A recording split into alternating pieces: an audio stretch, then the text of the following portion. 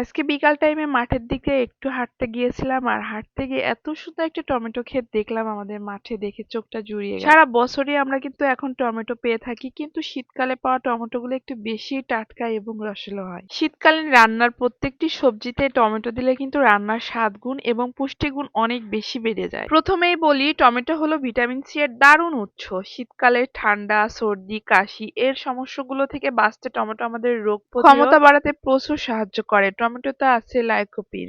এটি একটি শক্তিশালী অ্যান্টিঅক্সিডেন্ট।